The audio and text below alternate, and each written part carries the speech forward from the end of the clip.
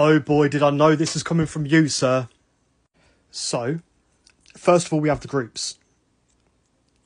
Both finished second in our respective groups. We both had like a big hitter in Barcelona and a decent side in Napoli and Inter. We got more points. So but the quality of opponent, I would edge Tottenham, as Barcelona were really good at that time. And then obviously we had the PSG with Mbappe and Neymar, all of that kind of jazz. But that one I would edge to Tottenham.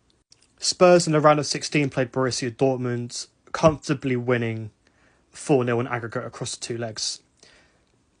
Realistically, like, Dortmund were an okay side, but they weren't like in the Jurgen Klopp era getting to the Champions League final in, I think it was 2012, I believe. But yeah, so like comfortable win for Tottenham in that one. However, we drew 0-0 at Anfield against Bayern Munich. But this display at the Allianz trumps pretty much everything bar the semi-final for you, in my opinion. Like, this performance was unreal. Then we head into the quarterfinals. We comfortably beat Porto 6-1 on aggregate. It was always going to be that way. Then we go to this very controversial tie where Tottenham did go through on away goals. And if you remember, Raheem Sterling did score late on in this game. That was I can't really remember whether it was offside or not, but yeah, like, I'm not going to say it was a fluke, but it didn't comfortably get through. You were lucky to get through, in my opinion.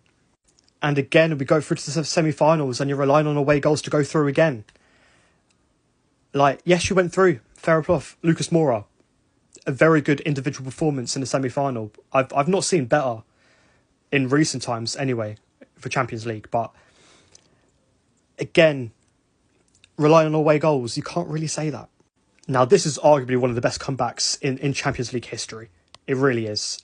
Like, I remember watching this game. I was actually at this game where, like, it was just absolute scenes from start to finish. This trumps your semi-final easily.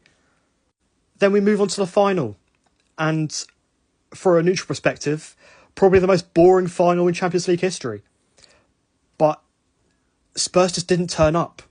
I remember there was one shot that somewhat troubled Alisson. But other than that, he just didn't turn up, mate.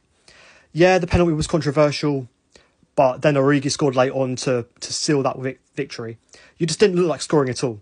And it would be the same old story if it was over two legs, mate. And you know what? And you see, we are going to see what would happen if Liverpool and Tottenham played over two legs, as they have drawn each other in the Carabao Cup semi-final. And again, you're going to get blitzed, just like you are on Sunday. Hold that.